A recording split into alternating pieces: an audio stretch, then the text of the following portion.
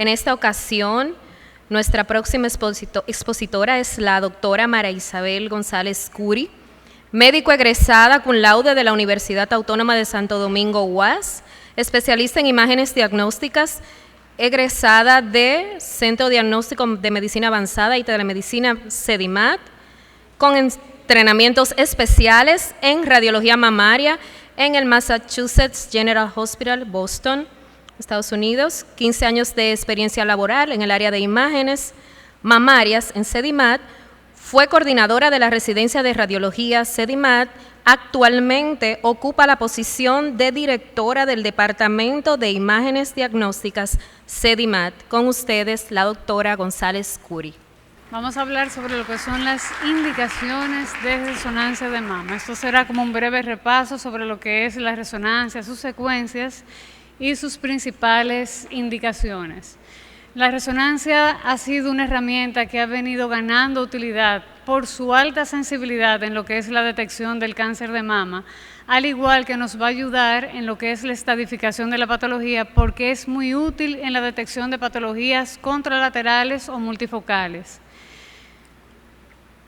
¿Qué vamos a necesitar para realizar una resonancia de mamas? Un equipo de por lo menos 1.5 Tesla.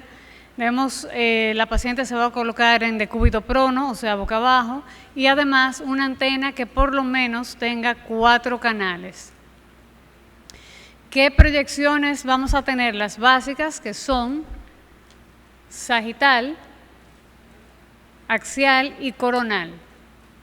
Vamos a poder examinar la mama en diferentes planos, planos anterior, medio, posterior. Esto es muy importante para la ubicación y localización de las diferentes lesiones.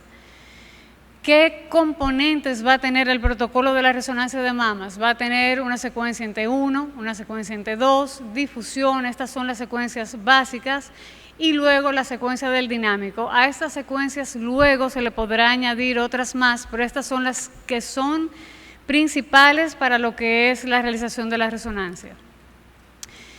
En la secuencia ponderada en T1, que es la que también vamos a utilizar para la inyección de medio de contraste, esta va a ser con o sin supresión de grasa o de agua, y cuando se va a utilizar para el contraste la vamos a realizar con supresión de grasa y luego tras la inyección de medio de contraste.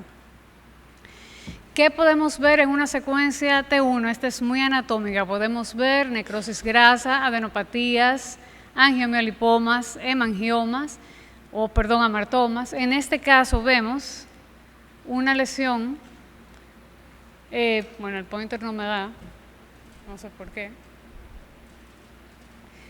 Vemos un aumento de grosor de la piel en la mama derecha, donde se observa un área que muestra en secuencias de T1 la misma intensidad de señal que la grasa. Vemos un suave halo hipointenso que la rodea. A medida que avanzamos en lo que son las secuencias de supresión de grasa, vemos que la imagen muestra igual intensidad que la grasa adyacente, inclusive se ve más hipointensa.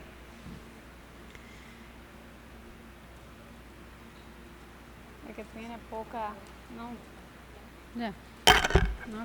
sí. Se ve que es más hipointensa que el resto de la grasa que la rodea. Además, podemos ver luego, tras la inyección de medio de contraste, como esta muestra un suave realce periférico, lo que nos hace confirmar el diagnóstico de una necrosis grasa. ¿Qué vamos a ver en unas secuencias de T2? Bueno, esto es muy importante para lo que es la valoración de lesiones quísticas. Sabemos que las lesiones sólidas y el cáncer son hipointensos en T2. Además, es una secuencia que se puede utilizar con STIR para ver lo que es el edema y la presencia de líquido dentro de las lesiones que estamos observando. En este caso vemos una secuencia de T2 donde podemos ver lesiones hiperintensas, bien delimitadas, que corresponden a imágenes quísticas simples. Estas serán las hiperintensas en secuencias de T2. Aparte de lo que son las imágenes quísticas, el T2 será muy sensible para lo que es el líquido y el edema. Si vemos aquí, observamos un área donde se observa una lesión hipointensa, quizás tipo no masa, que ocupa los cuadrantes externos de la mama. Sin embargo, posterior a esta vemos un área hiperintensa, lo que nos hace pensar que ahí hay líquido. Por lo tanto, ante una lesión neoplásica que se asocia a líquido, pensamos siempre en edema. Entonces, un área de edema perilesional.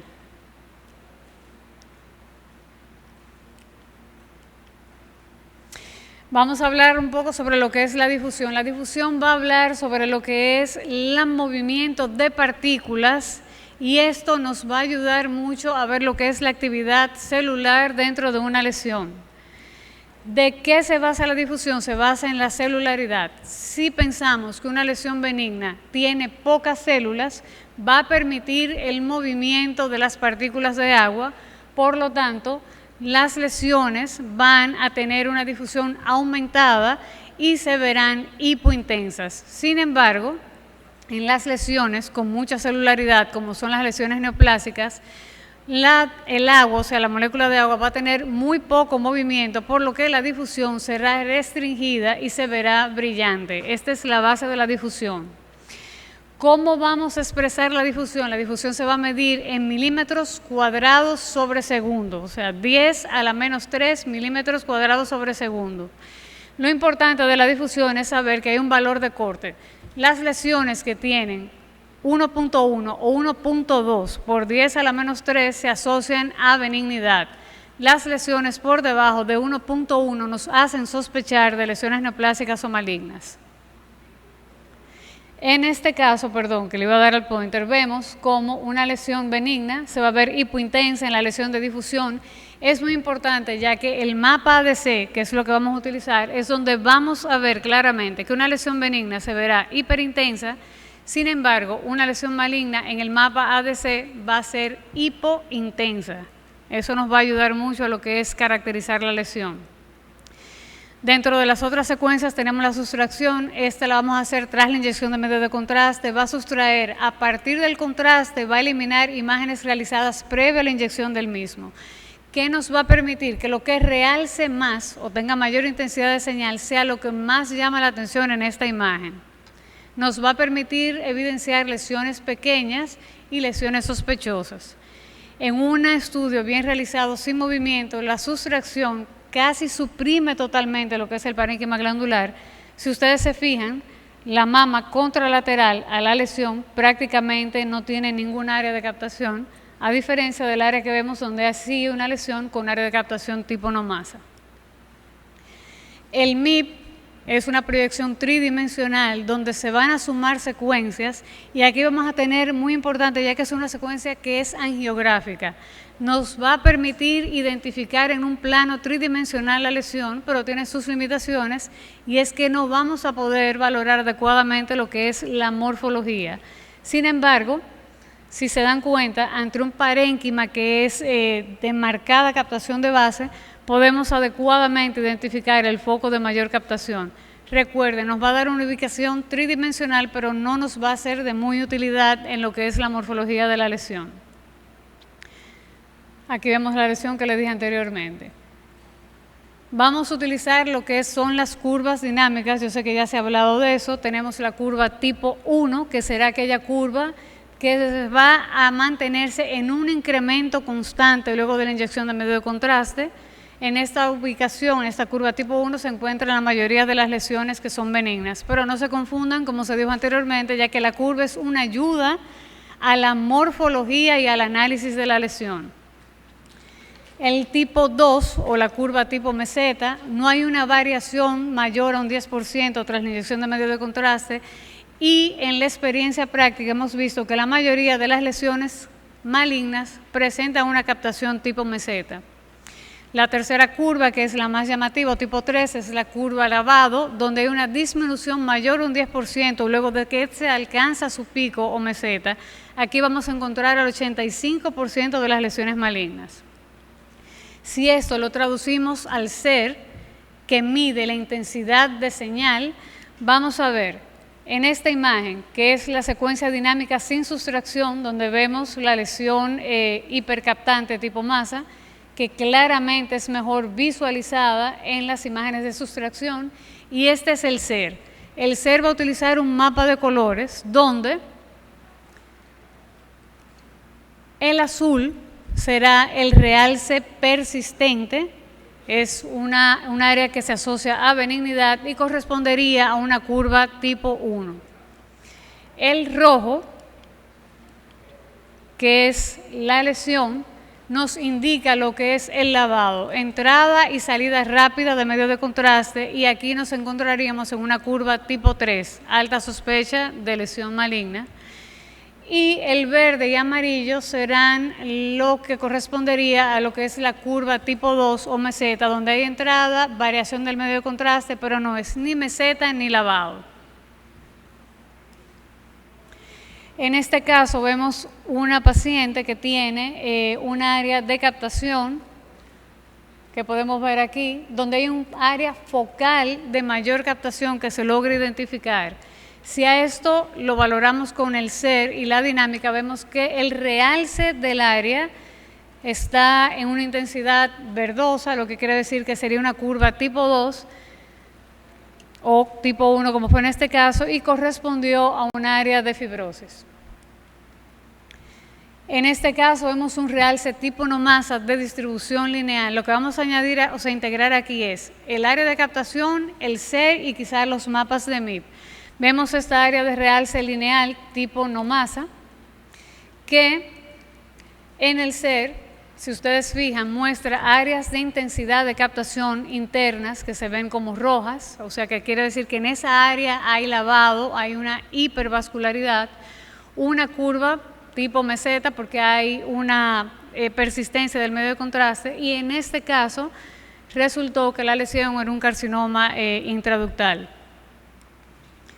El próximo caso, vamos a mostrar lo que es un realce de lavado. Vemos una lesión tipo masa en una femenina de 37 años. Observamos la lesión bien delimitada, heterogénea, que en el MIP podemos caracterizar adecuadamente. Y vemos además cómo se asocia una lesión a un aumento de la vascularidad que la rodea, porque eso contribuye a lo que es la neoformación vascular.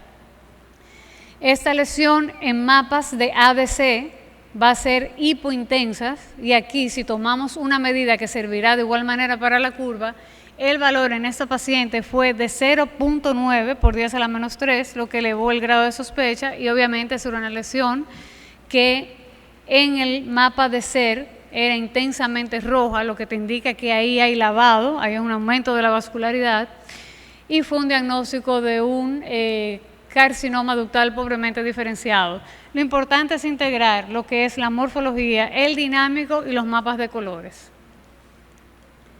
En este caso, lo importante es ver cómo nos va a afectar a nosotros que estamos realizando el reporte la intensidad de captación del parénquima, y vamos a saber que tenemos intensidades que van desde mínimo realce, moderado, hasta marcado realce del tejido glandular. Una lesión pequeña donde la sustracción no nos funcione bien, pues este parénquima nos va a dificultar lo que es el diagnóstico. Vamos aquí a integrar las diferentes secuencias. Si se fijan, tenemos una secuencia de T1 donde vemos una lesión hipointensa bien delimitada, nodular, tercio anterior. Observamos T2 donde la lesión es hiperintensa. ¿Qué sería esta lesión? Bueno, esta lesión es un quiste. ¿Qué pasa? Seguimos viendo, esta es la secuencia dinámica con superación de grasa sin inyección de medio de contraste. A la primera fase de la inyección vemos que el área quística no capta, pero aquí vemos un área de captación tipo masa. A medida que avanzamos en las secuencias de contraste, vemos cómo la lesión es cada vez más hiperintensa, o sea, muestra mayor captación tras la inyección. Esta lesión, en lo que es la sustracción y el MIP, se caracteriza adecuadamente sus contornos. Vean el vaso, la ven como es heterogénea, tipo masa. Este tiene una difusión que restringe, por lo tanto es brillante. Un mapa de ADC hipointenso, lo que nos hace sospechar de una lesión maligna. Y resulta que era una imagen de un carcinoma ductal infiltrante, y en el MIP podemos adecuadamente ubicarlo en lo que es los planos tridimensionales. El SER nos va a ayudar, como les dije, como se corresponde. Si un área es de hipercaptación, la vemos en el SER como un área representada en el color rojo. Curva dinámica tipo meseta, donde le dije que usualmente se encuentra una gran mayoría de las lesiones malignas. ¿Qué características van a tener las lesiones benignas? Bueno, van a tener realce mínimo o suave, vamos a tener márgenes bien delimitados, vamos a tener una dinámica que no es sospechosa, los septos, si hay, no van a captar luego de la inyección de medio de contraste, todo eso nos hace pensar en benignidad. En este caso es una femenina portadora de una mutación BRCA1, donde se observa una lesión bien delimitada, que muestra realce homogéneo tras la inyección de medio de contraste. En mapas de ADC se ve que la lesión es hiperintensa, sin embargo, en el mapa ADC, que es muy importante, aquí vemos cómo la lesión se mantiene hiperintensa, sus valores de ADC fueron de 1.8, lo que nos hace sospechar de una lesión benigna, y resultó que al final era una lesión que no tenía ninguna característica de malignidad. El siguiente caso es de lesiones malignas. Vamos a tener lesiones mal delimitadas, con realce heterogéneo, realce tipo no masa, curvas de lavado. Vamos a ver que la difusión es restringida. En este ejemplo, muy similar al anterior, porque son lesiones nodulares bien delimitadas en una paciente de 53 años con historia familiar de cáncer. Vemos lesión tipo masa, nodular, bien delimitada, difusión hiper, mapa de ADC hipo, valores de ADC de 1.1 para un diagnóstico de un carcinoma ductal en esta localización. En lo que es la resonancia de screening, la vamos a utilizar para pacientes de alto riesgo, pacientes con riesgo intermedio y para detectar malignidad en aquellas pacientes donde hay sospecha o buscar lesiones multifocales o contralaterales. Las pacientes con riesgo incrementado serán aquellas que tienen un 20% por encima de la población general de padecer una neoplasia. Puede ser que tengan antecedentes familiares, mutaciones BRCA, haber recibido radiación torácica, todo eso lo manejamos.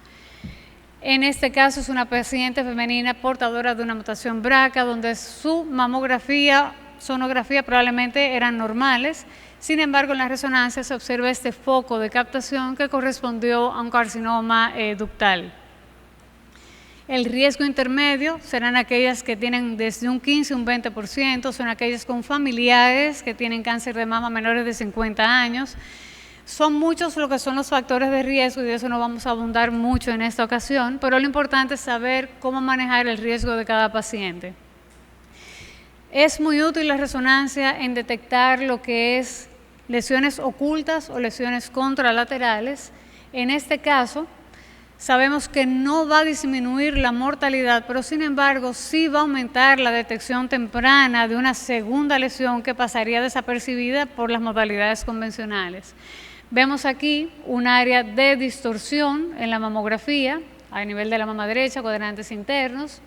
Vemos, que en sonografía esta área tuvo traducción como un área nodular tipo masa que fue caracterizada con un diagnóstico de un carcinoma ductal invasivo.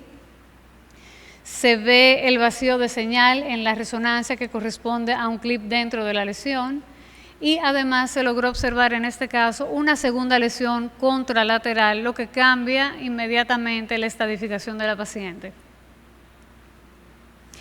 Se realiza siempre que se pueda lo que es una sonografía second look, donde se logra ubicar una segunda lesión, que era la que se veía en las imágenes de resonancia, y que resultó también positivo para malignidad, dando un diagnóstico de una neoplasia bilateral. Cuando hay sospecha y hay discordancias, en este caso vemos que hay una asimetría en el cuadrante superior externo de la mama izquierda, que no tuvo traducción en sonomamografía. En imágenes de compresión focal, el área no desplazó. Se realizó una resonancia de mamas donde se observa este foco de captación en topografía del área de la simetría. El foco de captación es pequeño, realmente hipercaptante. En las secuencias de dinámico, en el MIP se logra identificar adecuadamente como una lesión tipo masa que no se veía de esa manera en lo que eran las imágenes de mamografía. Vemos en la sonografía de segunda vista lo que es la lesión, más alta que ancha, sospechosa, que se caracterizó histológicamente para un diagnóstico, fíjense ahí donde vemos el pase de la aguja, de un carcinoma mixto lobular y ductal. Por eso es importante utilizarla en el caso donde se requiera complementar. En estudios de extensión va a detectar multifocalidad, multicentricidad, va a darnos información sobre invasión a planos profundos, nos va a valorar lo que son los márgenes post cirugías conservadoras, solumpectomía, y además puede ayudar en lo que es la respuesta a la quimioterapia neoadyuvante. En este caso es un ejemplo de lo que es multicentricidad. Eso voy a hablar en mi otra conferencia, por eso no voy a abundar mucho.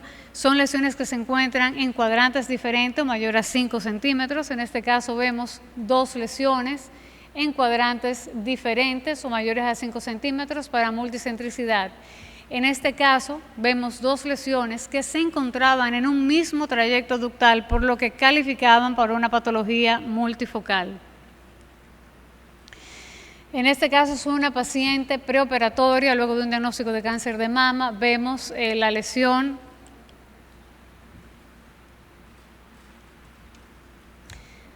que se caracterizó histológicamente, un área de captación tipo masa.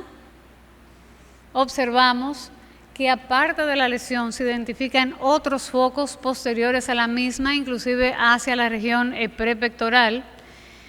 Medimos la distancia entre las lesiones y vemos que esta es de aproximadamente menos de 5 centímetros, por lo que se caracteriza mejor con lo que es el MIP y correspondía en este caso a una lesión multifocal.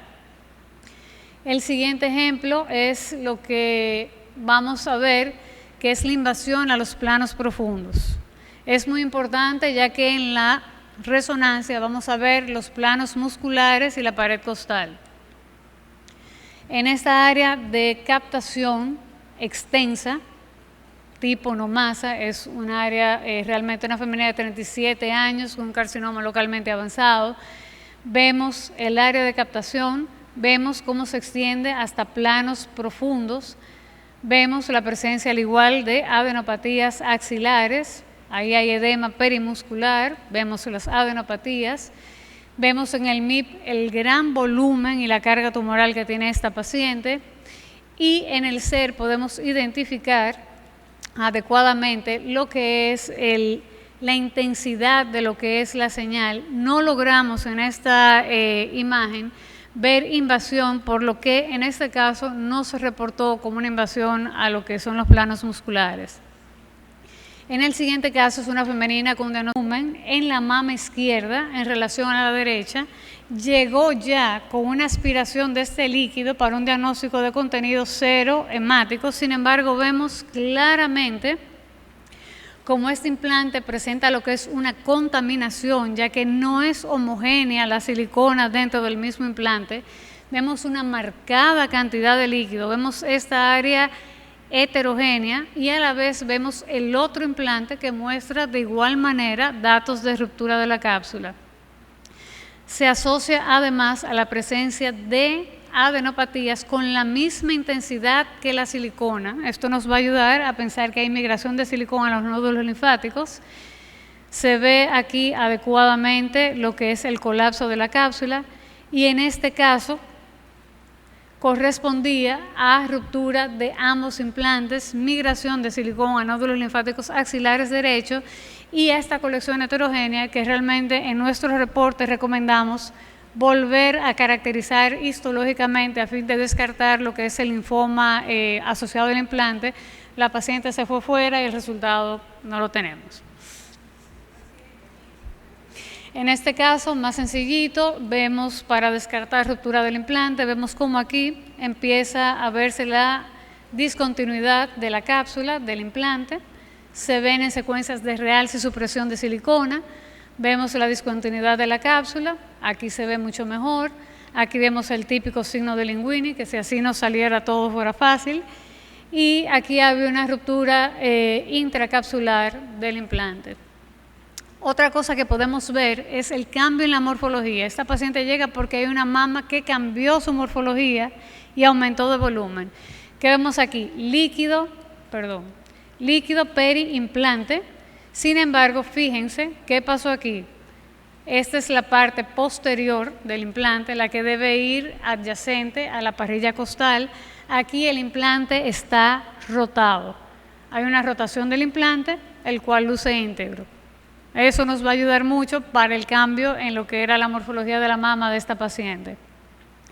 Fíjense que la secuencia anterior es una secuencia de realce de silicona y la secuencia que sigue es de supresión de silicona. Esto es muy útil para lo que es silicona extracapsular. Y aquí el diagnóstico fue una rotación. ¿Qué limitantes vamos a tener? Vamos a tener el ciclo menstrual, como se habló, que va a influir en lo que es la captación de base del parénquima. La lactancia aumenta la captación de base del parénquima. Tratamiento para el cáncer va a disminuir la captación tanto del parénquima como de las lesiones. La menopausia también va a disminuir esto.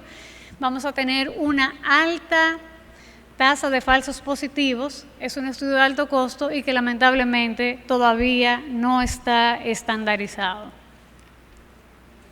En conclusión, vamos a integrar la resonancia en lo que es el manejo multidisciplinario, ya que esta va a ser muy útil en lo que es la detección de lesiones ocultas, va a ayudar a determinar adecuadamente el tamaño de las lesiones.